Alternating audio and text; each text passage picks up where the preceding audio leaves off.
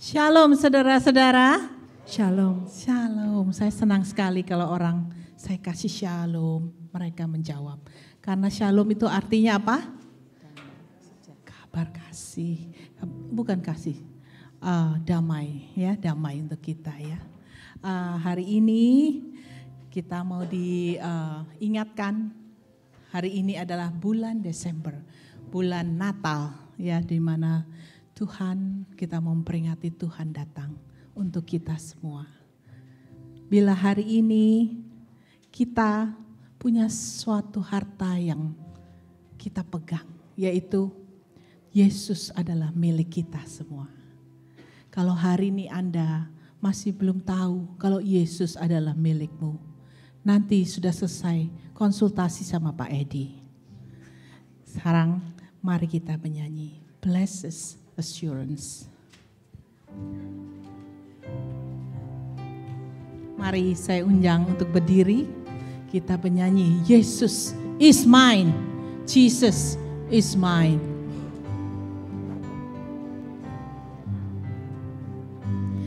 Blessed assurance, Jesus is mine. Oh, what a foretaste of glory divine, heir of salvation, purchase of God, born of His Spirit, was in His blood. This is my story. This is my story. This is my song. Praising Savior. Praising my Savior all the day long. This is my story. This is my song. Praising my Savior all the day long. Perfect submission. Submission, perfect delight, vision of rapture, numbers on my side, angel descending, bring from above, echo of mercy, whisper of love. This is my story, this is my song, praising my Savior all the day long. This is my story, this is my story, this is my song, praising my Savior all the day long. Yang Indonesia. Ku berbahagia, yakin teguh, Yesus abadi, kepunyaanku. Aku warisnya, ku ditebus, ciptaan baru, Roh Kudus. Aku bernyanyi bahagia. Aku bernyanyi bahagia. Mari puji Yesus selamanya. Puji Dia selamanya. Selamanya. Aku bernyanyi bahagia, memuji Yesus penamanya. This is my story. This is my story. This is my song, praising my Savior all the day long. This is my story. This is my song, praising my Savior all the day long. Acapella. This is my story, this is my song, praising my Savior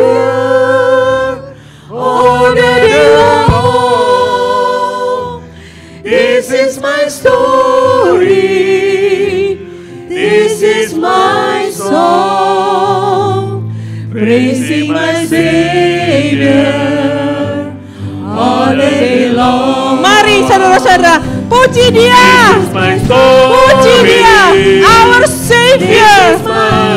My Savior is mine, Praising my Savior all day long. This is my story, this is my song, praising my Savior all day long. Praising my Savior, praising my Savior all the day long. Praising my Savior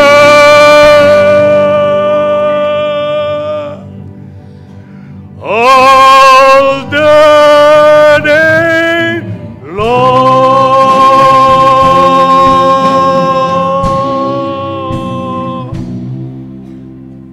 Ibadah kita pada hari ini, hari pertama di bulan terakhir di tahun 2024.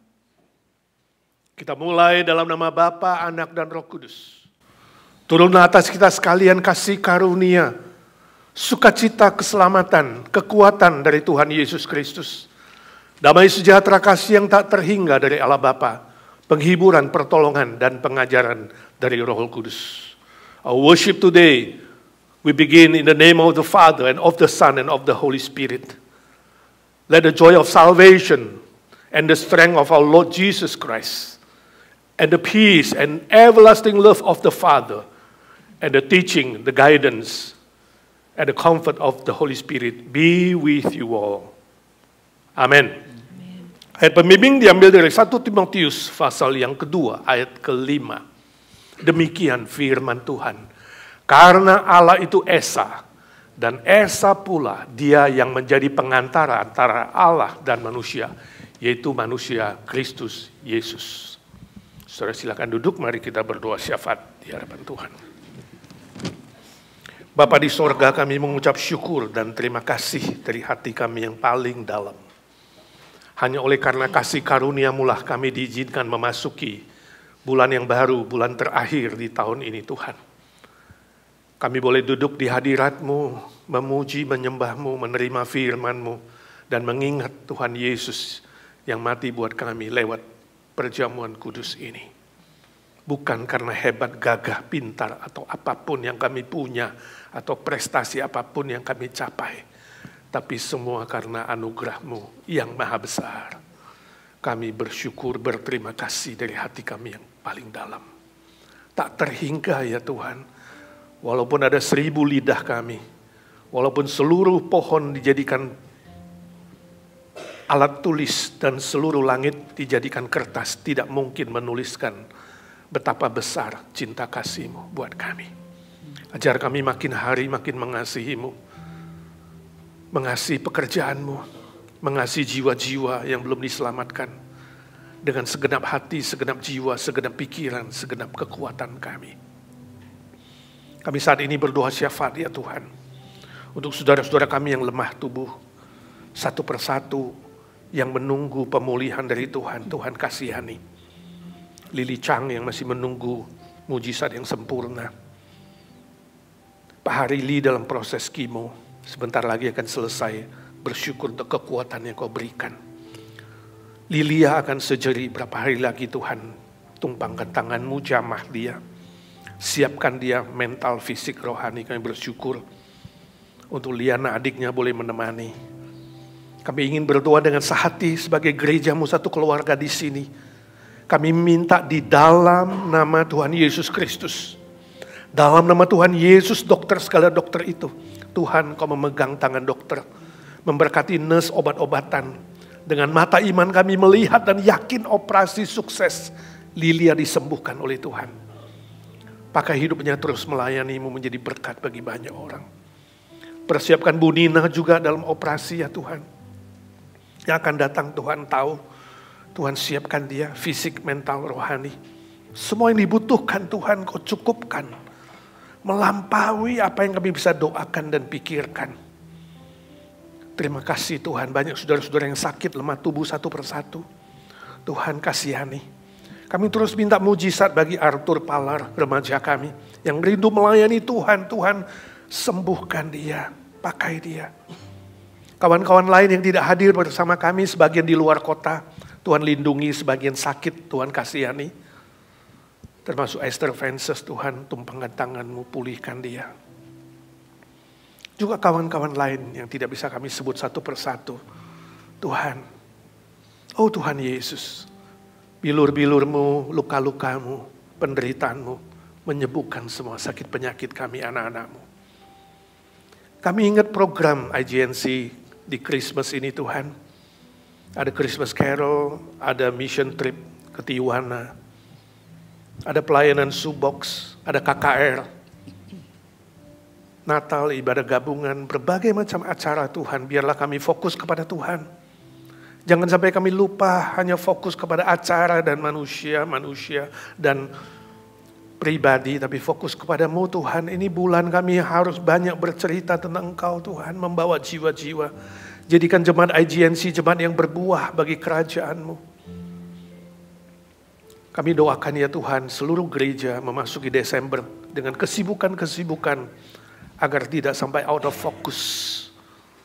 Kasihani Amerika, Indonesia, beri kebangunan rohani, kebangunan moral ya Tuhan.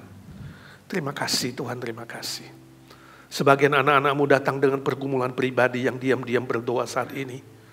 Baik yang di sini, baik mengikuti online, Tuhan Kau mendengar doa anak-anak-Mu.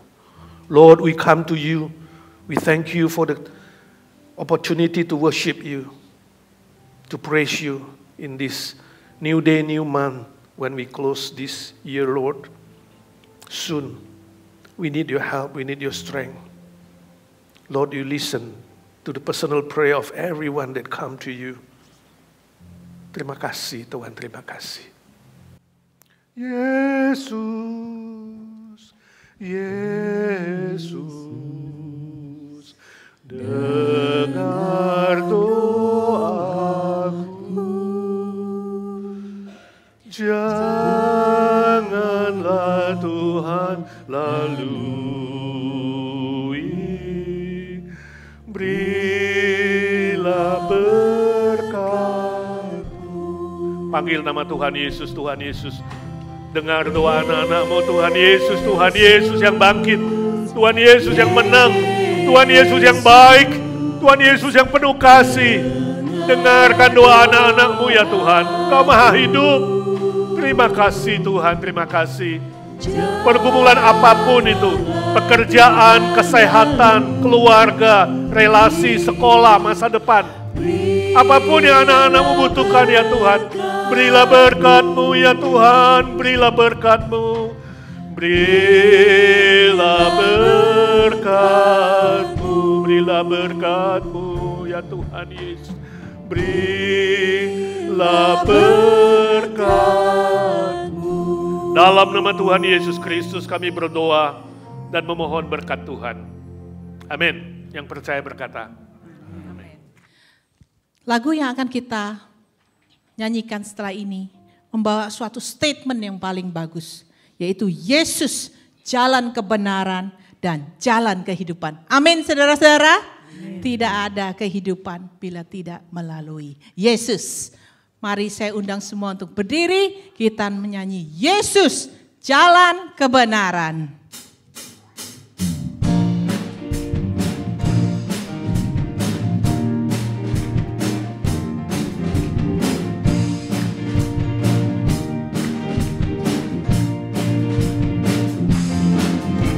Yesus jalan kebenaran dan jalan kehidupan, itu yang Yesus katakan. Aku percaya, amin. Di dalam namanya ada keselamatan kekal. Sekali lagi, Yesus. Yesus jalan kebenaran dan jalan kehidupan, itu yang Yesus katakan. Aku percaya, amin. Di dalam namanya ada keselamatan kekal. Glory, glory, glory, haleluya, yes, glory, haleluya,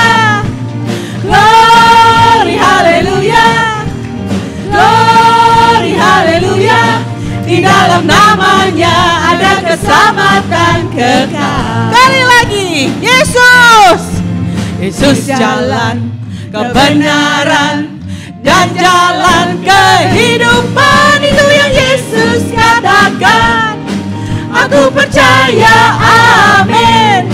Di dalam namanya ada keselamatan kekal. Glory, glory, the highest. Glory, hallelujah. Glory, hallelujah. Glory, hallelujah. Glory, hallelujah. Di dalam namanya ada keselamatan kekal. Glory, glory to God. Glory, hallelujah. Glory, hallelujah. Glory, hallelujah. Glory, hallelujah. Di dalam namanya ada keselamatan kekal. Mati untuk kami, dia mati untuk kami. Dia bangkit untuk kami semua. Dia itu Tuhan. Dia itu Tuhan kami. Dia itu Allah kami. Dia Raja di atas segala raja. Dia lahir untuk kami. Dia mati untuk kami. Dia bangkit untuk kami semua. Dia itu Tuhan. Dia itu Tuhan kami. Dia itu Allah kami. Dia Raja di atas segala raja. Dia itu firman. Dia itu firman Allah yang turun ke bumi, yang jadi sama dengan manusia. Dia Yesus. Dia Yesus sobat kami. Dia Yesus Allah kami.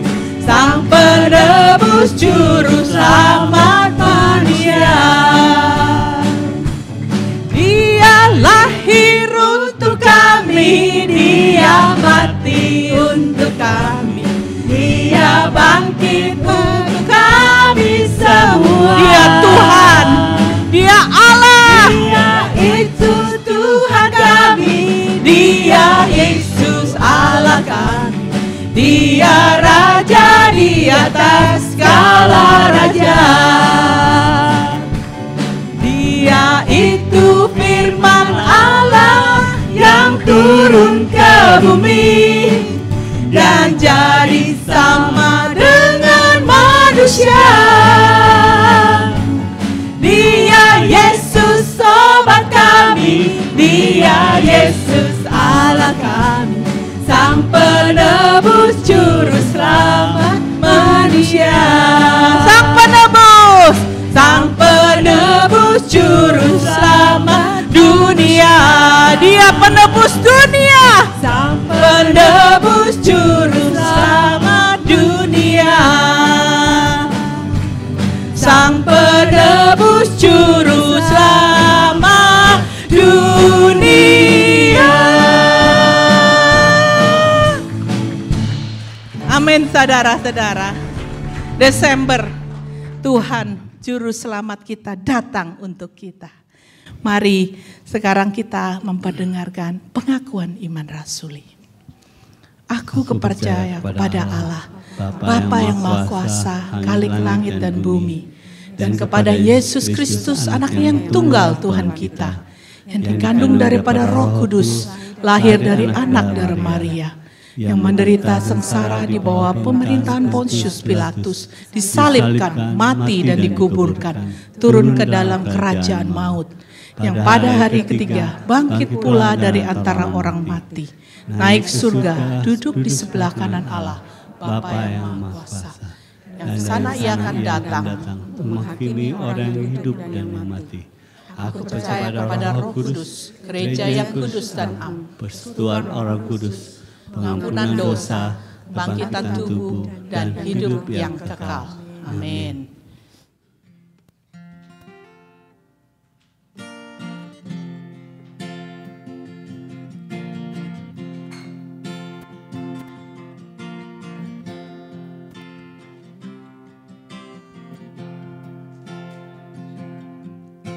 bagai sekuntum bunga di taman. Harum semerbak indah menawan. Begitu cintamu padaku, oh Tuhan, tulus dan murni tiada celah. Selama ini aku biarkan hidupku terbuai dalam dosa.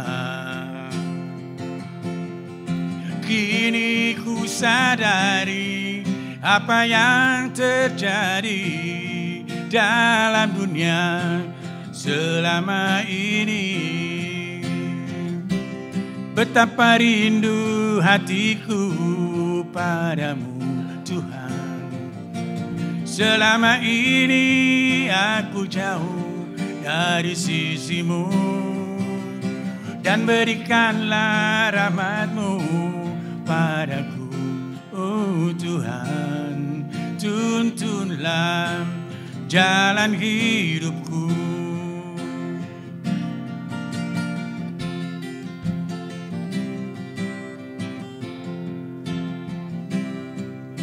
Selama ini aku biarkan hidupku terbuai dalam dosa. Kini ku sadari apa yang terjadi dalam dunia selama ini. Betapa rindu hatiku padamu Tuhan. Selama ini aku jauh dari sisimu, dan berikanlah rahmat-Mu padaku, oh Tuhan. Tuntunlah jalan hidupku. Betapa rindu hatiku padamu Tuhan. Selama ini aku jauh dari sisimu, dan berikanlah rahmat-Mu padaku, oh Tuhan. Tuntunlah jalan hidupku. Boleh nyanyi sama-sama? Betapa rindu hatiku padamu Tuhan. Selama ini aku jauh dari sisimu, dan berikanlah rahmat-Mu, oh Tuhan. Tuntunlah jalan hidupku. Tuntunlah jalan hidupku. Dan Yesus memberkati. Kita akan menyanyikan Bapa, Kau Setia.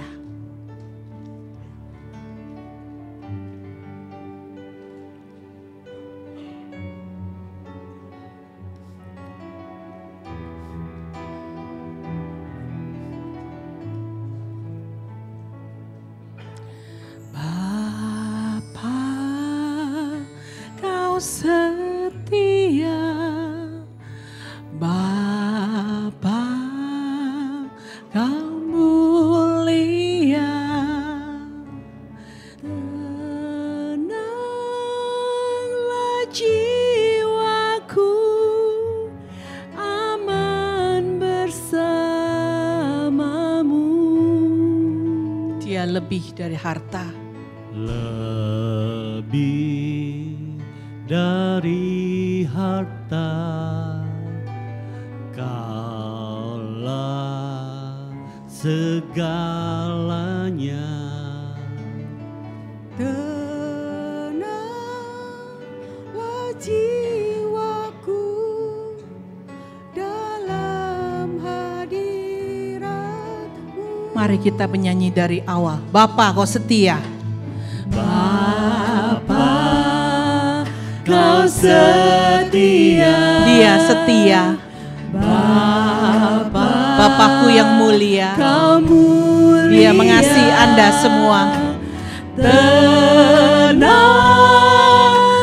jiwaku. Kita aman bersamanya. Aman bersamamu. Dia lebih dari segala-galanya. Lebih dari harta. Karena Engkau adalah segalanya bagi Tuhan kita. Segalanya. Tenanglah jiwaku dalam hadirat-Mu. Kau tunjukkan Tuhan kasih setiamu. Kau tunjukkan kasih setiamu.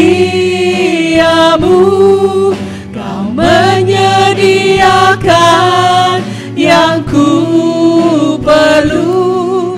Kau setia, kau mulia, dulu, sekarang, dan selamanya. Mari saudara-saudara, kita berdiri. Kau tunjukkan kasih. Terima kasih Tuhan. Kasih setiamu tidak pernah pudar. Yang ku perlu. Kau setia, kau mulia, Bapa, kau setia. Bapa, Kau setia. Sekali lagi saudara-saudara. Bapa, kau setia. Dia yang begitu mulia, mau turun ke dunia yang kotor ini untuk Anda, untuk saya. Jiwaku aman bersamamu. Dia adalah harta yang tidak ada nilainya, yang begitu tinggi. Dari harta Kaulah segalanya. Tenanglah jiwaku dalam hadirat-Mu. Kau tunjukkan kasih. Kau tunjukkan kasih setiamu. Kau menyediakan yang ku Dia setia. perlu. Dia setia. Tak pernah satu detik pun Tuhan meninggalkan kita. Dia setia. Dulu, sekarang, dan selamanya. Kau tunjukkan kasih setiamu.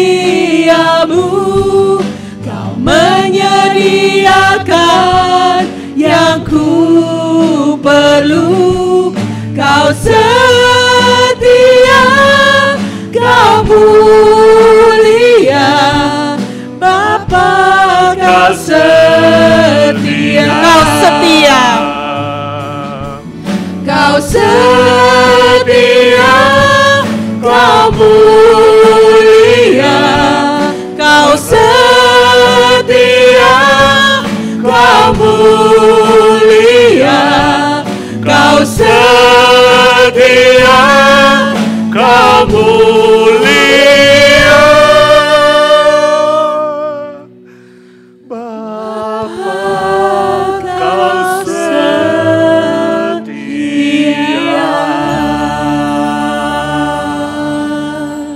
Father, we thank you, we praise your name. We thank you for your faithfulness, your everlasting love that you have given us through your Son, Jesus Christ, to save us. Lord Jesus, we thank you for your loving kindness, for your faithfulness. You teach us, Lord, to be faithful to you. You bless our children, our youth, when they learn your words. You bless the teacher who teach them, Lord. Teach them according to your love, your truth, and our children may grow in their faith, in their character, to be a good witness of you wherever you put them, Lord, especially in their school, their workplace.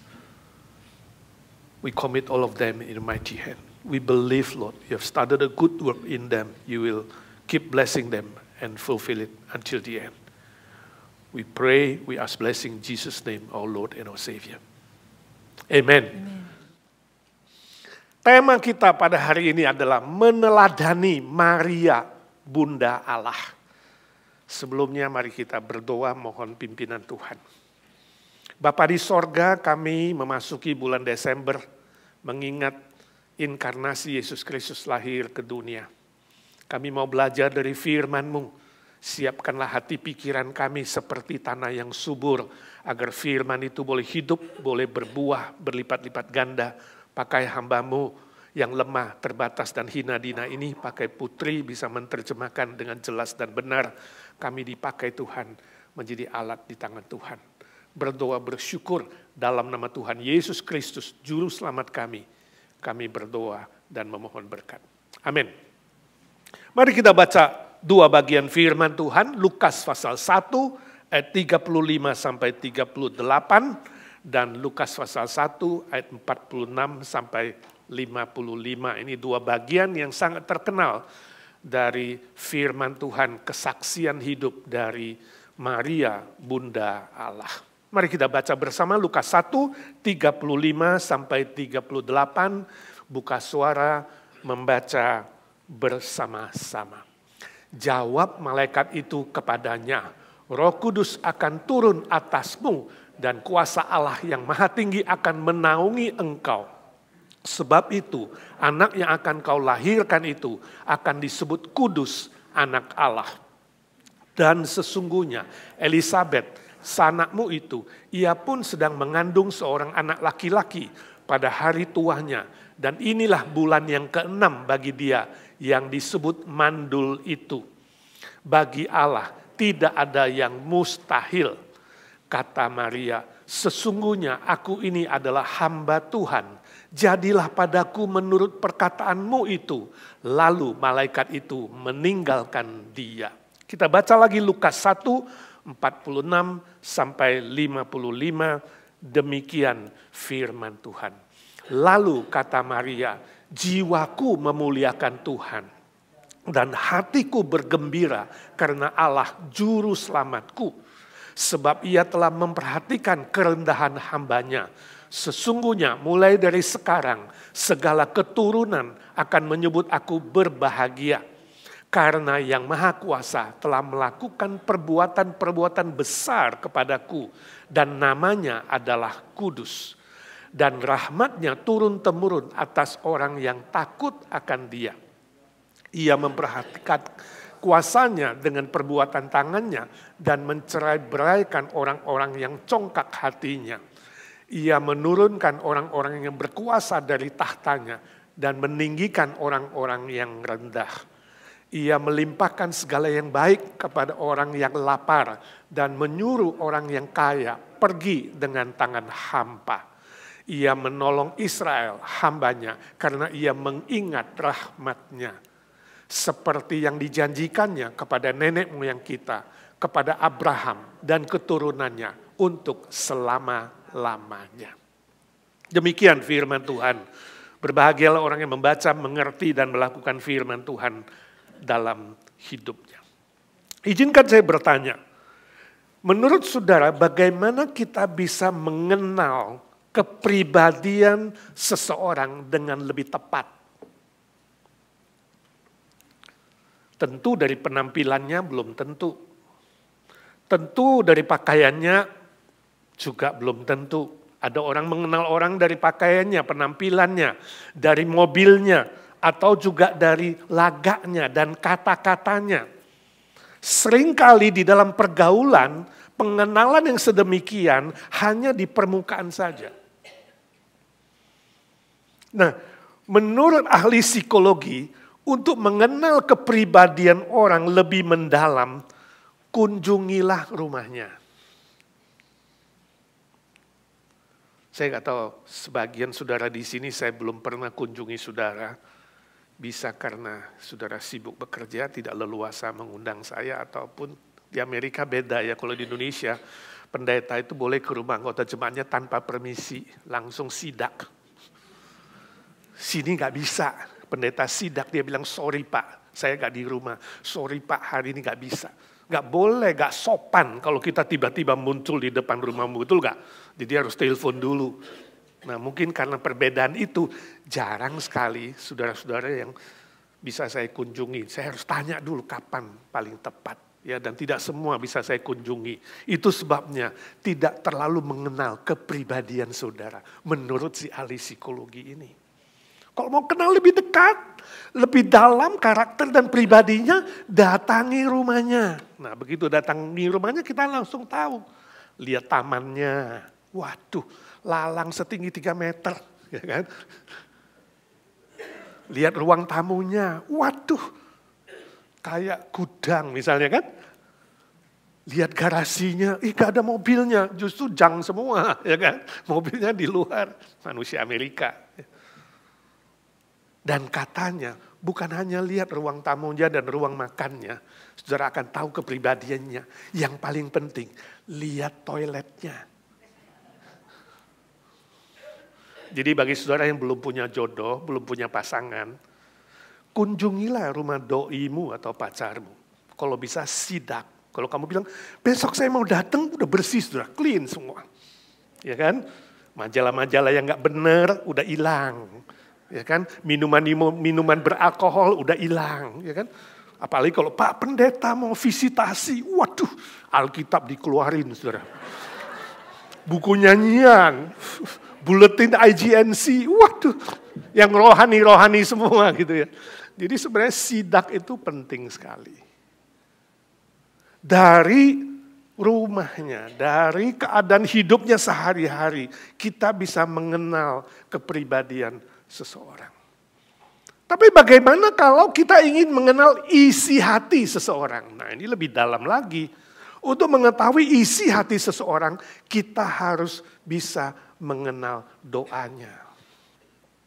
Lihat dari kehidupan doanya, lihat dari kehidupan ibadahnya, lihat dari kehidupan puji-pujiannya kepada Tuhan.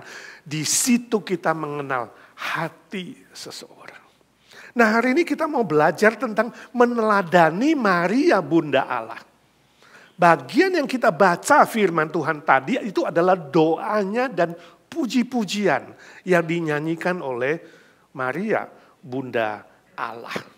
Terkenal dengan istilah fiat. Kalau saudara mendengar kata fiat itu berarti ketaatan Maria. Dan juga istilah magnificat atau magnificat itu artinya pujian yang memuliakan Allah.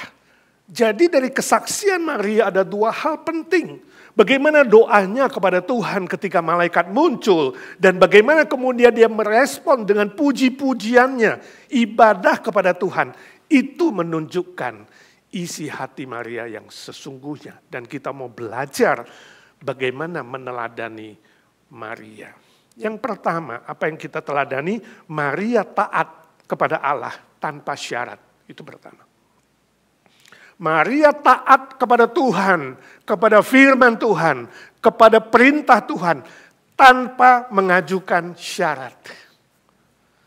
Ayat ke-26, ya, ketika malaikat Gabriel mendatangi dia, memberitakan bahwa dia yang masih belum menikah, masih perawan, akan mengandung seorang bayi. Wow, ini sebuah berita yang sangat-sangat mengagetkan.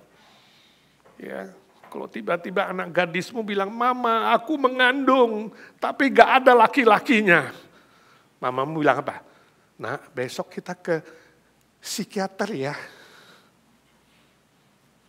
Gak masuk akal.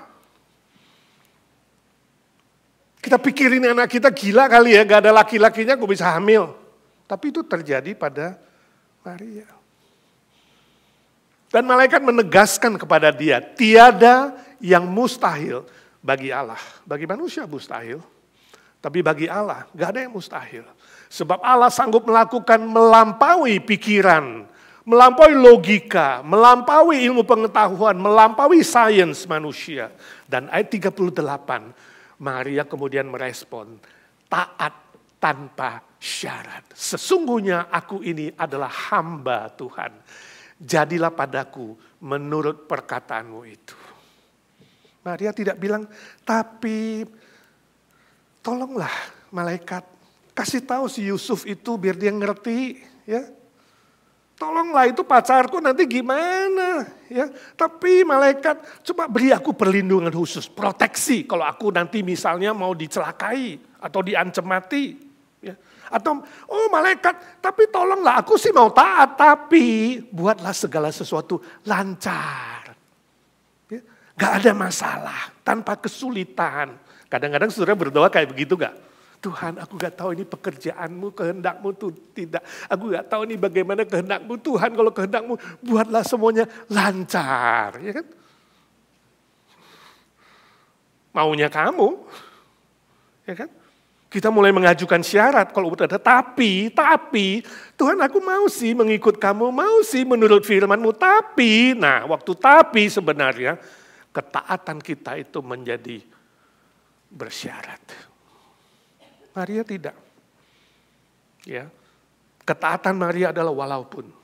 Walaupun dia tahu, walaupun berat, walaupun sulit, walaupun nanti tidak dimengerti sama Yusuf pacarnya, kekasihnya. Walaupun ditentang keluarga, walaupun termasuk diancam mati.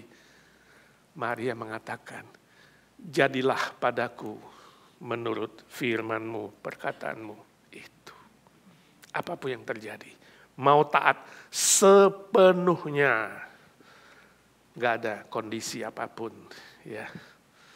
Unconditional obedience. Bayangkan ayat 46, bandingkan. Dia katakan jiwaku memuliakan Tuhan. Oh, jiwanya bukan ketakutan. Jiwanya bukan kekhawatiran, jiwanya bukan kegelisahan, tapi jiwanya memuliakan Tuhan. Ini kesaksian. Ini kita bisa membaca hatinya, kita bisa melihat hatinya. Hatiku memuliakan Tuhan. Istilah bahasa aslinya memuliakan di sini artinya apa? Menomorsatukan Tuhan. You are number one, Lord, whatever happen. Kamu nomor satu Tuhan. Aku mau meninggikan engkau yang paling tinggi. Bukan Yusuf. Bukan keluarga, bukan kesulitan, bukan yang lain. Itu semua masih di bawah garis. Tapi engkau di atas garis Tuhan. Aku memuliakan engkau. Kalau kita bandingkan dengan hukum Yahudi pada zaman itu, sangat mengerikan. Sebab wanita yang hamil di luar nikah seperti Maria, ancamannya adalah apa? Mati di rajam batu. Kalau ketahuan oleh ahli Taurat, oleh imam, ini akan ditarik keluar ke jalanan di rajam batu. Ini masih mirip-mirip zaman ini di Pakistan begitu ya. Pakistan hukum Islam itu sana ketat sekali. Wanita yang tidak setuju ya dengan pilihan orang tuanya, menikah dengan pilihan sendiri, bisa dihukum mati, saudara. Zaman itu sama. Atau diceraikan tapi diam-diam, itu yang mau dilakukan Yusuf. Yusuf tahu, wah gile, ini calon pengantinku kok tiba-tiba hamil. Dia juga mikir, ya kan, ini dari mana? Ya kasihan juga lah, masa di rajam batu, diceraikan diam-diam aja, lepas tangan. Itu yang akan terjadi. Ya. Atau segera menikah supaya gak ketahuan. Tapi ketahuan juga kalau hamilnya itu, ini kok udah hamil, ya. Saudara, banyak sekali resiko dicela oleh kedua pihak keluarga dan lain-lain. Tapi Maria tahu itu dari Roh Kudus, itu dari Roh Tuhan, itu paling tinggi. Gak ada pilihan lain, aku harus taat, dan dia tidak takut. Dia tidak kecewa, dia tidak gelisah, dia tidak menuntut apa-apa, dia yakin. Dengan taat kepada Tuhan, dia pasti akan mengalami kemenangan. Sebab firman Tuhan, perintah Tuhan tidak pernah gagal. Ini loh imannya dia. Saya gak tahu bagaimana dengan hidup saudara selama ini. Apakah saudara mau tetap setia dan taat kepada Tuhan? Walaupun ada kesulitan, ada tantangan, ada persoalan berat, ada sesuatu yang melampaui akalmu, belum terpecahkan, belum dimengerti. Ya. Saya jadi ingat cerita contohnya temannya Dr. Billy Graham. Dr. Billy Graham punya seorang teman baik. Ya. Sama-sama percaya Tuhan, melayani Tuhan. Tapi suatu hari temannya melihat sebuah cover majalah tentang seorang wanita Afrika yang menggendong anaknya yang mati karena kelaparan.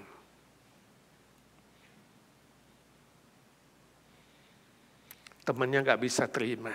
Dia mengatakan, di mana Tuhan? Di mana Tuhan Allah?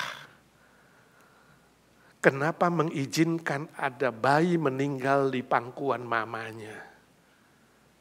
Kelaparan. Temannya berubah jadi ateis. Tidak mau percaya Tuhan lagi. Ini terjadi, saudara. Tapi ada contoh yang lain juga, Albert Schweitzer. Albert Schweitzer itu adalah seorang dokter yang melayani di Afrika. Ya, tadinya dia belum percaya Tuhan. Dia melayani banyak bayi-bayi yang kelaparan, yang sakit, diancam dengan kematian. Dia melayani anak-anak itu. Tapi justru dengan melayani itu, dia bukan hanya tergerak membantu sementara dalam kunjungan dokter, tapi dia bertekad, aku mau habiskan hidupku di Afrika jadi dokter. Dan aku mau memberitakan Kristus setelah dia mengenal Tuhan. Jadi Albert Schweitzer jadi dokter juga menjadi guru Injil. Melihat pemandangan yang sama, satu jadi ateis, satu jadi apa? Jadi misionari dan jadi dokter. Ini terjadi, saudara. Bahkan kalau kita melihat banyak misionari yang lainnya kemudian ikut melayani di Afrika, di India, di pedalaman lain. Dengan melihat penderitaan. Hari ini kalau saudara melihat sesuatu yang tidak masuk akal, penderitaan yang sangat berat, kamu makin menjauh dari Tuhan atau kamu makin mendekat kepada Tuhan. Ada dua kemungkinan. Contoh lain, seorang teman di Jakarta. Ya. Suami istri tadinya percaya Tuhan, tapi karena suatu hari anaknya sakit kanker dan tidak sembuh, makan mati. Suami jadi ateis, istri tetap ikut Tuhan. Ini terjadi, ini kenyataan. Tapi juga ada beberapa teman lain juga di Indonesia, beberapa bahkan suami dan istri. Ya. Ada yang anaknya meninggal dalam kandungan, ada yang anaknya mati kecelakaan, sepeda motor, atau yang sakit, mereka berdua tetap setia dan taat beriman kepada Tuhan. Dan masih beribadah dengan setia kepada Tuhan di Jakarta. Hampir sama. Kejadian yang menyakitkan, yang menyedihkan, penderitaan yang berat, ancaman, bahkan kematian membuat saudara lebih dekat kepada Tuhan atau membuat saudara lebih jauh dari Tuhan. Ada dua kemungkinan, satu yang positif, satu yang negatif. Saudara termasuk yang mana? Bila ada kesulitan, cobaan, tantangan itu datang menghadang.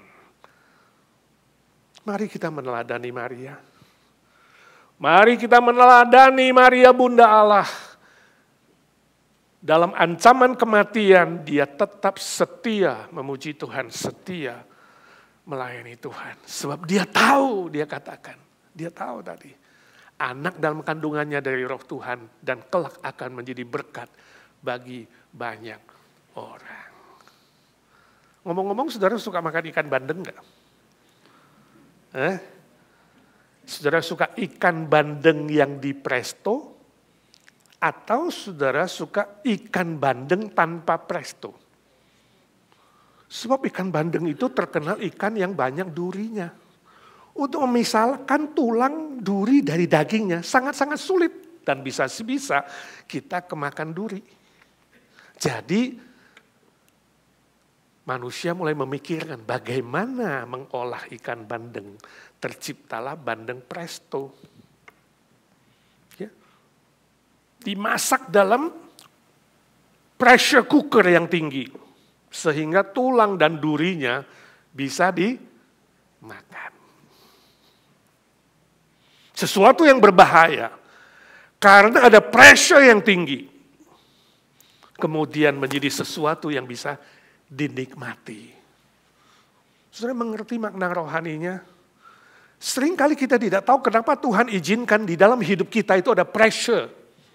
Ada tekanan yang tinggi, ada kesulitan, ada api, ada cobaan, ada ujian. Bukan Tuhan yang buat cobaan itu dari iblis. Tapi Tuhan mengubah itu menjadi sebuah pressure cooker.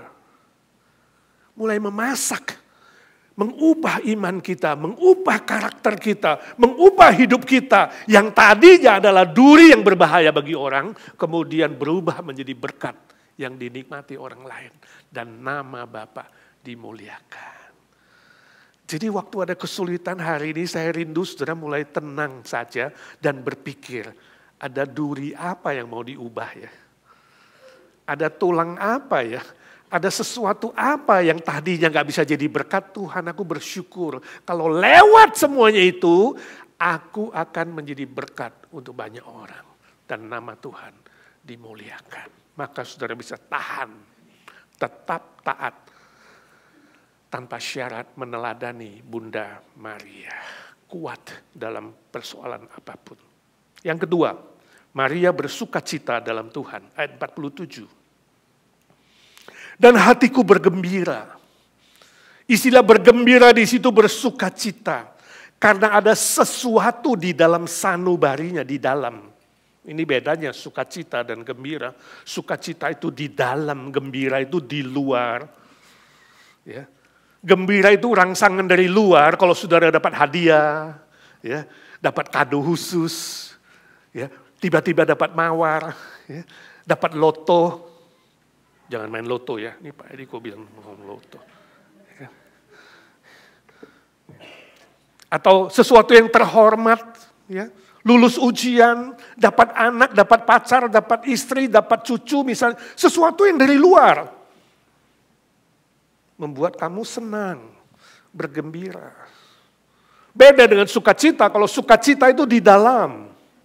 Di dalam sanubari kita ditanam di situ. Sebab Tuhan taruh sukacita di dalam, itu yang dipunyai Maria. Kenapa dia bersukacita? Karena Tuhan mau menggenapkan janjinya bahwa seorang Mesias akan datang. Seorang juru selamat akan datang ke dunia ini. Dan sudah diumumkan Nabi Yesaya 600 tahun yang lalu. Bahwa kelak Mesias juru selamat itu akan lahir dari seorang perawan. Wanita yang belum menikah. Dan Maria terpilih menjadi anak perawan itu. Kalau mengingat firman Tuhan, nubuat kedatangan Tuhan Yesus. Maria bersukacita. Walaupun bukan lancar-lancar. Di sini saudara mulai mengerti. Kehendak Tuhan gak selalu lancar. Semua tokoh-tokoh perjanjian lama, nabi-nabi perjanjian mengalami tidak lancar. Tapi itu kehendak Tuhan. Jadi jangan berdoa, Tuhan kalau kehendakmu buatlah lancar-lancar. No. Iblis bisa kasih lancar. Ya, hati-hati dengan itu. Juga jangan doa, Tuhan kalau kehendakmu buat hatiku tenang. Siapa bilang maling 5 kali tenang, saudara. Pertama kali deg-degan, sudah sering-sering maling. Jadi biasa, tenang.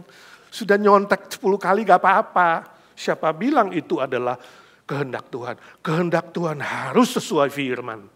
Dan Maria ingat firman, Yesaya pernah bilang bahwa Mesias akan datang. Nabi-nabi perjanjian lama bilang Mesias akan datang. Juru selamat akan lahir dari seorang wanita yang perawan. Dan dia terpilih. Itu sebabnya ayat 46 dia katakan jiwaku memuliakan Tuhan. Nah, izinkan saya tanya, selama ini saudara punya sukacita atau punya gembira saja? Atau hati saudara senang itu karena sesuatu yang eksternal dari luar atau ada sesuatu yang di dalam. Nah itu ada beda. Ya.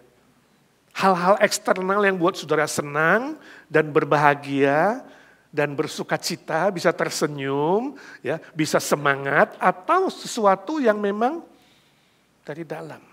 Ketika kamu tahu kamu di dalam Tuhan, ketika kamu tahu ada tanaman iman di dalam yang akan bertumbuh, ketika kamu tahu bahwa keselamatanmu itu melampaui segala sesuatu di muka bumi ini.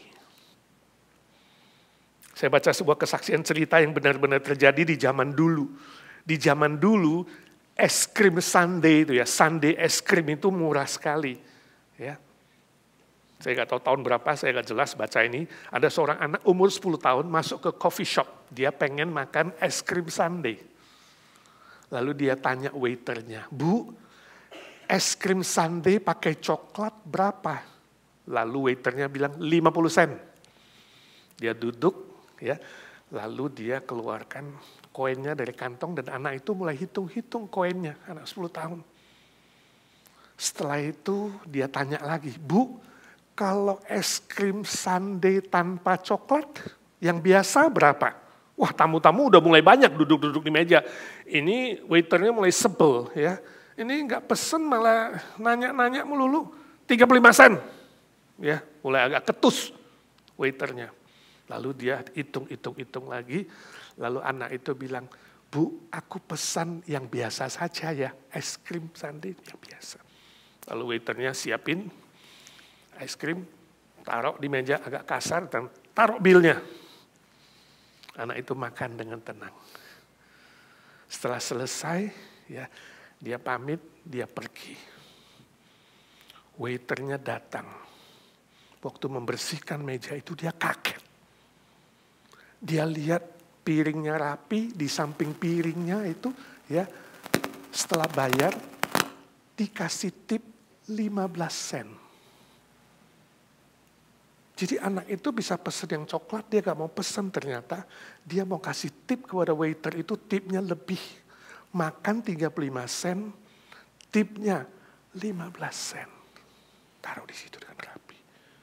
Waiternya shock, badannya gemeter, dan dia mulai nangis. Dia katakan, "Tuhan, ampuni aku.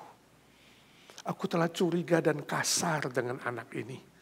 Ternyata dia rela makan es krim sundae tanpa coklat supaya bisa memberi aku kebahagiaan 15 sen." Saudara kalau masuk restoran, waiternya galak-galak, melayani gak bagus, saudara sebel gak? Kasih tip gak? Tetap. Atau gak kasih tip? Gak kasih tip, gak takut makanannya diludahin. Katanya bakal diludahin. Secara jumlah 15 sen sedikit, tapi kalau secara prosentase itu 42%. Lebih besar dari tipnya orang kaya. Kenapa? Di sini kita melihat dua manusia yang berbeda. Si anak 10 tahun ini punya sukacita di dalam. Sukacita dia tidak bisa dipengaruhi oleh waiter yang galak, oleh servis yang tidak bagus, oleh perlakuan orang lain, tidak mengubah sukacita dia untuk memuliakan Tuhan dan menjadi berkat. Sedangkan si pelayan itu tidak punya sukacita di dalam, dia mau sesuatu yang di luar. Nah, kalau lihat orang yang lebih kaya, dia lebih melayani. Lihat orang yang penampilannya Mercedes-Benz, bawa mobil, diagung-agungkan, kasih kursi agung. Padahal itu mobilnya utang. Karena kita nggak tahu orang bawa Mercy utang, ya, bawa mobil butut itu milik sendiri, ya, ada pink slipnya. Yang list car itu nggak pernah pegang pink slip, saudara, pinjaman. Tapi manusia cenderung melihat penampilan yang luar. Kemudian memperlakukan orang lain dengan tidak fair dan tidak baik. Sebab apa? Tidak punya sukacita di dalam. Hanya punya sesuatu yang di luar. Yang dipengaruhi oleh hal eksternal yang sementara. Permisi tanya, hari ini saudara mirip siapa? Mirip si anak kecil yang punya sukacita, atau mirip si waiter yang hanya punya kegembiraan yang di luar saja. Ketika bisa berhiha dengan teman, pesta pora, minum-minum dan makan-makan senang. Begitu pulang ke rumah, stres, mikirin bunuh diri, mikirin yang jahat dan lain-lain. Jangan saudara, minta sukacita dari sorga yang Tuhan taruh di hatimu. Yang tidak bisa diubah oleh siapapun. Amin. Mari meneladani si anak kecil dan teladani Bunda Maria. Jiwaku memuliakan Tuhan dan bersukacita kepada Tuhan. Bersukacita sebab datangnya dari Tuhan. Yang ketiga, Maria mempunyai kerendahan hati. Ayat 47b. Karena Allah juru selamatku. Perhatikan, ini kalimat yang sangat penting. Ini dari mulut Maria. Karena Allah juru selamatku. Dengan kata lain, Maria mengaku dia butuh juru selamat gak? Butuh. Maria orang berdosa gak? Ya, berdosa. Itu sebabnya kita tolak doktrin Mariologi yang mengatakan Maria lahir tanpa dosa. Maria punya dosa. Maria manusia biasa. Maria lahir dari papa dan mama. Dia bawa dosa status. Dan Maria butuh juru selamat. Dan dia bersyukur bahwa Allah, Kristus, itu adalah juru selamatku. Itu rendah hati. Dia mengakui walaupun dipilih.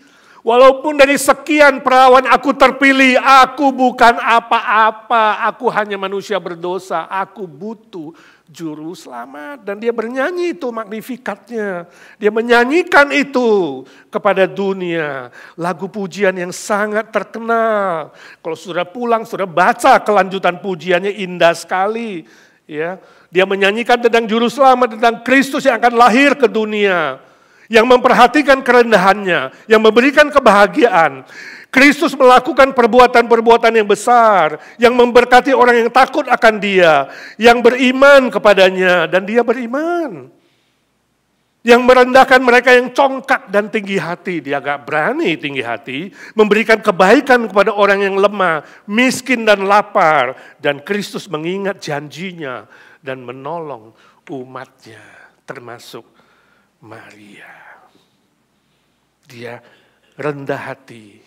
Dia mengakui kelemahannya, mengakui keterbatasannya, mengakui kemanusiaannya yang berdosa, mengakui dia membutuhkan Kristus yang lahir, Sang Mesias, satu-satunya juru selamat. Yang meminjam rahimnya. Lahir ke dunia ini. Sebab inkarnasi Yesus menjadi bayi harus lewat rahim. Itu cara yang dipilih Tuhan. Jangan tanya kenapa. Sebab Tuhan itu punya kedaulatannya, punya pilihannya. Jangan tanya kenapa, seperti banyak kenapa kamu tidak tahu. Kenapa ada yang pakai baju biru, kenapa hitam, kenapa suka makan jengkol, kenapa ini, jangan tanya, itu selera pribadi. Kenapa Tuhan memilih lewat rahim Maria lahir ke dunia, itu keputusan pribadi Tuhan. Gak ada yang berhak intervensi dan tanya kenapa. Sudah mulai mengerti bagaimana menghargai otoritas Tuhan? Saya bilang meminjam pun pakai tanda kutip. Kenapa? Rahim Maria milik siapa? Milik siapa? Milik Tuhan. Dia yang ciptakan kok. Masa dia gak boleh minjem? Minjem. Ya kan? Numpang lewat. Lahir ke dunia ini sebagai bayi. Jadi status Bunda Allah dari Maria itu secara jasmani tidak seharusnya meninggikan Maria melampaui Kristus. Ini harus saudara mengerti dan kita mengerti ini teologinya. Status Bunda Maria yang merelakan rahimnya supaya Kristus lahir dari Roh Kudus tidak boleh membuat dia kemudian lebih tinggi dari Sang Firman yang kekal, yaitu Kristus. Saya yakin 100%. Kalau Maria boleh berdiri di sini berbicara, dia akan bilang, jangan dong tinggiin gue. Jangan dong jadiin gue lebih tinggi dari Mesiasku, Juru Selamatku. Jangan dong ya. Status Bunda Allah secara jasmani tidak boleh mengangkat Maria menjadi pengantara kepada Bapa. Itu ayat pembimbing kita tadi. Allah itu Esa. Dan Esa pula pengantara antara manusia kepada Allah. esa hanya satu, yaitu siapa? Yesus Kristus, pengantara satu-satunya. Dulu saya tidak mengerti, dulu ketika saya masih belum sungguh-sungguh bertobat, saya masih berdoa, Maria pengantaraku kepada Bapa. Salah. Alkitab tidak pernah mengajarkan. Ada agama lain yang mengajarkan apapun mengangkat Maria menjadi pengantara kepada Bapa, itu melanggar firman Tuhan. Dia bukan pengantara antara manusia kepada Allah. Siapapun yang mengangkat Maria jadi pengantara Allah, ya, pengantara manusia kepada Allah, ya, atau menjadi pengantara doa, atau menjadi co-penebus, pendamping. Penebus gak hanya Kristus, Maria pendampingnya. Co-penebus, penebus perlu dua, kayak pilot dan co-pilot. Kristus dan co-penebus. Atau mengangkat dia jadi orang kudus yang menampakkan diri ke dunia ini. Oh, menampakkan diri Maria ke dunia ini, ya, dan patut menerima penyembahan. Itu sama dengan mengalahkan manusia. Itu kekeliruan yang melanggar firman Allah. Saya yakin kalau Maria boleh bilang di sini, 100% yakin, dia akan bilang jangan. Ya, jangan jadikan aku status-status baru itu loh, yang membuat aku lebih tinggi, membuat aku sejajar dengan Kristus. Jangan, aku hanya manusia biasa saja. Hai kalian, tolong jangan lakukan, please. Saya yakin dia akan bilang itu. Kalau nggak percaya, you ketemu Maria di sorga. Tanya dia. Suatu hari saya kunjungan ke Vancouver, mengunjungi family di situ. Ya, mama angkat saya di situ, ya, kunjungan. Lalu dari saudara itu ada seorang teman datang, sama-sama makan, lalu dia tanya, Pak, karena dia tahu saya pendeta, boleh nggak tanya? Saya diajak nih ke Lourdes, tour ke Lourdes. Ya, katanya Maria pernah muncul di situ 10 kali atau 15 kali, ya, di Lourdes. Banyak orang ke sana berdoa. Katanya kalau ke sana ziarah, ya, di tempat penampakan Maria itu, ya, bakal dapat karunia khusus, berkat khusus. Ya, bisa melihat dunia roh, bisa lebih sensitif terhadap hal rohani. Wah, banyaklah berkat-berkatnya. Nah, menurut Pak Pendeta benar gak? Boleh gak saya ke Lourdes? Di Indonesia ada nggak sih penampakan Maria?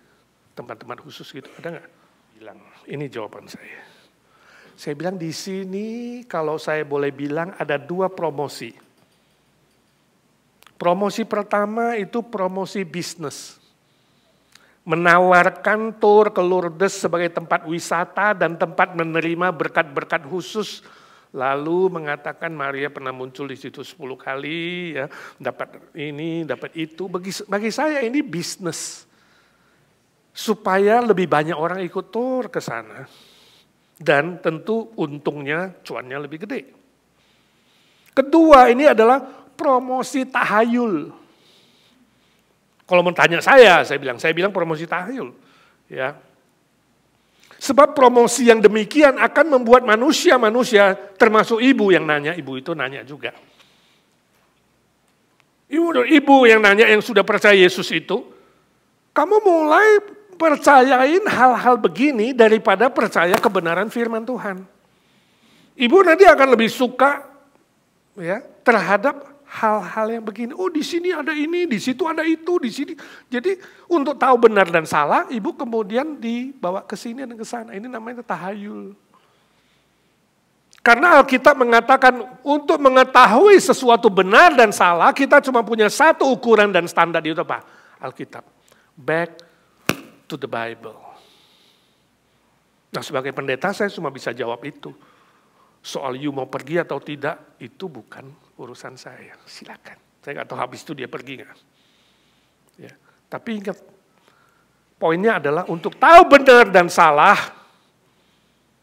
bukan ke tempat-tempat begituan mistis, bukan kata orang, kata ini, kata itu, penampakan ini, penampakan itu. No, go back to the Alkitab.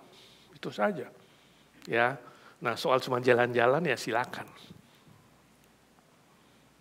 Tapi marilah kita belajar hati-hati saudaraku, supaya semakin kita dipakai Tuhan, semakin kita melakukan pekerjaan Tuhan, semakin kita merasa lebih berjasa untuk pekerjaan Tuhan, berbuat baik, harusnya semakin rendah hati. Amin.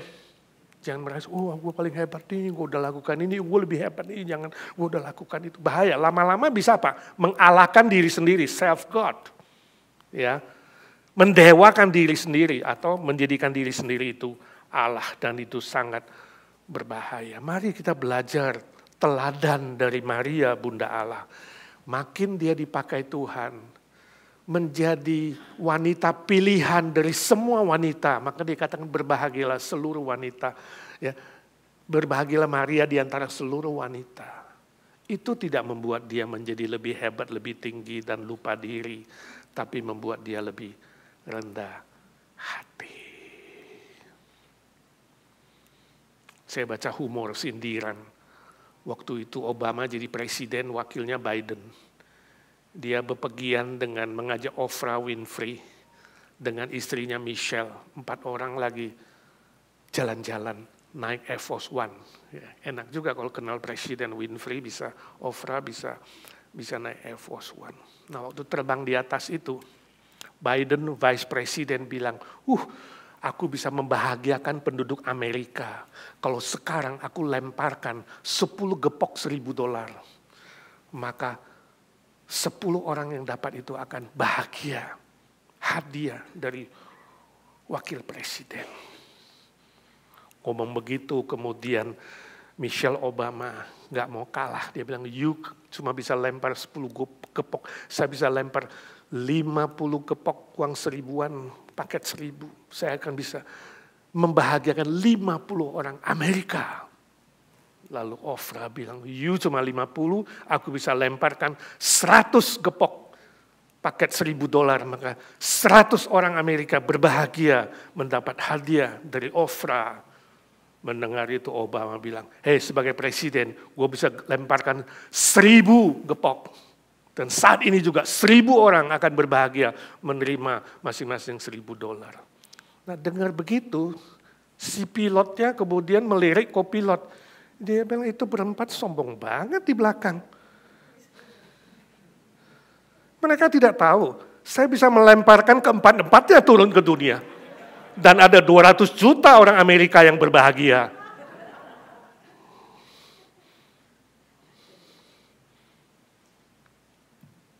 Saudara, apapun yang kau punya, pangkat, gelar, status, ya, kekayaan, kehebatan, kepintaran, prestasi, apapun, termasuk suatu hari bisa naik Air Force One. Ingat, jangan sombong. Jangan bangga-banggain. Ya, Amsal Sulaiman mengatakan, ingat, kalau mulutmu mulai meninggikan diri, cepat-cepat ditekep. Sebab tidak sadar, iblis mulai masuk dan berbisik, kaulah yang paling hebat. Kaulah yang paling jago. Kaulah yang paling berjasa, kaulah ini, kaulah itu, maka kau lupa diri dan tidak sadar kemudian akan terjatuh. Mari saudara, memasuki bulan Natal ini, kita fokus kepada Kristus seperti Maria, teladani dia, fokus kepada Kristus. Kita belajar menerima perjamuan dengan hati yang bersyukur dan katakan, Tuhan, aku mau ingat hanya darah-Mu yang sucikan aku. Kalau tidak ada kematian dan kebangkitan-Mu Tuhan, aku tidak ada apa-apanya. Mari kita berdoa.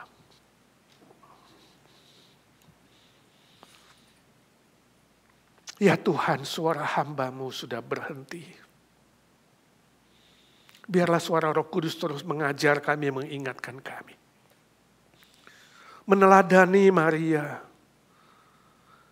yang percaya dan taat walaupun ada banyak penderitaan, kesusahan. Ajar kami taat tanpa syarat. Ajar kami bersuka cita walaupun ada banyak hal yang eksternal ingin merongrong kami. Ingin menyerang kami, kami tetap bertahan. Bersuka cita dalam Tuhan dan mengucap syukur untuk karya-Mu. Dan tolong kami semua ya Tuhan, makin melayani, makin rendah hati. Makin berbuat baik, makin rendah hati. makin berhasil, makin punya prestasi, makin rendah hati. Karena hanya Kau yang terus akan kami tinggikan ya Tuhan. Engkau makin bertambah, kami semua makin berkurang ya Tuhan. Berkati sebentar kami masuk dalam perjamuan kudus mengingat cinta kasih-Mu. Ajar kami tidak melupakan Getsemani, tidak melupakan Golgota. Kami ingat selalu Tuhan, hanya karena pengorbanan-Mu dan kebangkitan-Mu lah kami semua diselamatkan dan punya hari ini, punya masa depan. Sebab Engkau tidak berubah dulu, sekarang, dan selama-lamanya. Dalam nama Tuhan Yesus kami berdoa dan mengucap syukur. Amin. Mari kita membaca firman Tuhan mendasari perjamuan hari ini 1 Petrus 2, 21 hingga 25. 1, 2, 3. Sebab untuk itulah kamu dipanggil, karena Kristus pun telah menderita untuk kamu dan telah meninggalkan teladan bagimu supaya kamu mengikuti jejaknya. Ia tidak berbuat dosa dan tipu tidak ada di dalam mulutnya. Ketika ia dicaci maki, ia tidak membalas dengan mencaci maki. Ketika ia menderita, ia tidak mengancam, tetapi ia menyerahkannya kepada Dia yang menghakimi dengan adil. Ia sendiri telah memikul dosa kita di dalam tubuhnya di kayu salib, supaya kita yang telah mati terhadap dosa, hidup untuk kebenaran. Oleh bilur-bilurnya kamu telah sembuh. Sebab dahulu kamu sesat seperti domba, tetapi sekarang kamu telah kembali kepada gembala dan pemelihara jiwamu. Mari kita berdoa di hadapan Tuhan secara pribadi. Kalau ada dosa yang perlu diakui, akuilah. Siapkan hati saudara menerima roti dan anggur, biar menjadi berkat yang istimewa. Let us pray, personal prayer. You confess your sin, your iniquities in front of God, and prepare your heart, your mind to receive the bread and the cup. Remember Jesus' love for you. Thank you, Lord Jesus. You are the one who invite us into this communion. We confess our sin, our iniquities. You prepare our heart, our mind, Lord,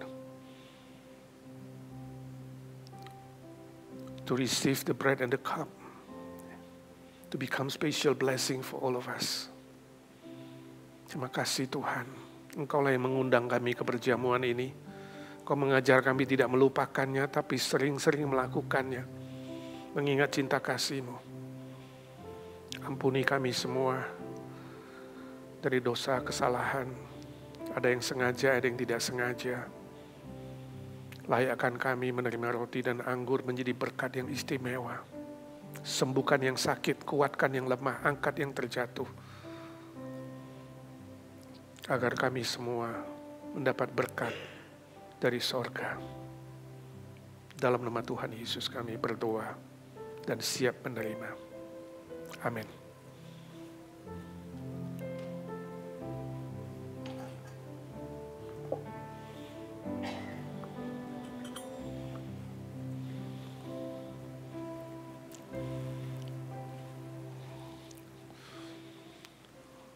Pada malam Tuhan Yesus dikhianati, diambilnya roti. Diberkatinya lalu dipecah-pecahkannya. Dia katakan, inilah tubuhku yang terpecah bagi kamu. Ambillah, makanlah menjadi peringatan akan aku. On the night Jesus was betrayed, he took the bread. He blessed it and he broke it. He said, this is my body that is broken for you. You take it, eat it as a remembrance of me. Amen. And then he took the cup. He said, this is new covenant sealed with my blood. You take it, drink it for the forgiveness of sin of you. And you do this in remembrance of me. Lalu diambilnya cawan. Yesus katakan ini cawan perjanjian baru yang dimeteraikan oleh darahku. Ambillah, minumlah. Untuk pengampunan dosa bagimu dan lakukan ini menjadi peringatan akan aku. Amin. Angkat roti di tangan kanan. Inilah tubuh Kristus yang terpecah-pecah bagi kita. Terimalah dengan iman, dengan syukur, agar menjadi berkat istimewa. This is the body of Christ that is broken for us. Let's eat with thanks, with faith, become special blessing. In the name of Lord Jesus, we together. Dalam nama Tuhan Yesus kami makan bersama. Amin.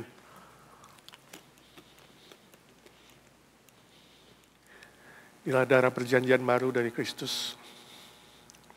Minumlah dengan iman, dengan ucapan syukur menjadi berkat istimewa. This is a new covenant, the blood of Christ for us. Let's drink by faith and with thankful heart become special blessing. In the name of Lord Jesus we drink together. Dalam nama Tuhan Yesus kami minum bersama. Amin.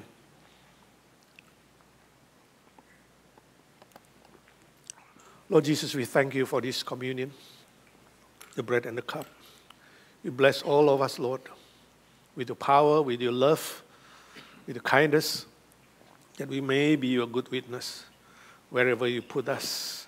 And we enjoy special blessing to enter the Christmas, that enter the New Year, Lord. Terima kasih Tuhan Yesus untuk undangan perjamuan ini. Berkati kami secara fisik, mental, rohani, materi, semua hal. Kami rindu damai sejahtera yang baru, sukacita yang baru, berkat yang baru, yang sakit Tuhan sembuhkan, yang lemah Tuhan kuatkan, yang hampir terjatuh Tuhan angkat kembali. Kami siap memasuki Natal dengan sukacita, memberkati banyak orang, dan siap memasuki tahun baru dengan berkat yang baru, kekuatan yang baru, sukacita damai yang baru. Dalam nama Tuhan Yesus kami berdoa dan memohon berkat Tuhan. In the name of Lord Jesus we pray. Amen. Mari saudara-saudara, saya panggil untuk berdiri semua. Berikan pujian yang terakhir pada Tuhan. Berserah kepada Yesus, tubuh, roh, dan jiwaku. Ku kasihi, ku percaya, ku ikuti Dia terus. Aku berserah. Aku berserah. Aku berserah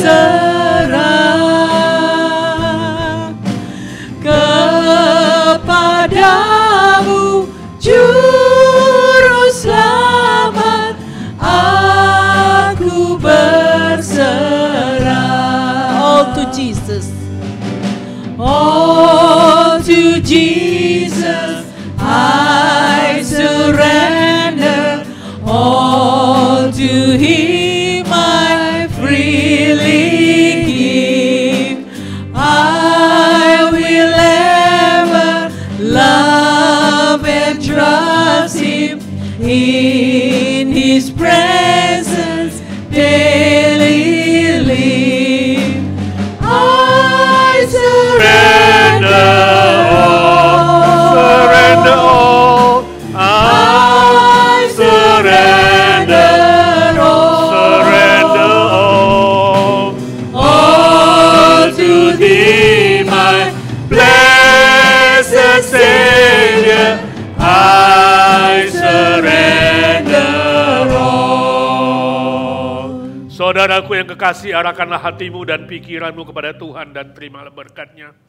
Tuhan memberkati engkau dan melindungi engkau. Tuhan menyinari engkau dengan wajah-Nya dan memberi engkau kasih karunia.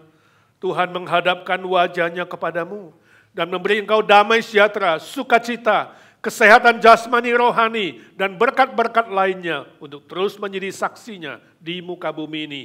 Sampai kau bertemu dengan Tuhan dan sampai selama-lamanya. Amin.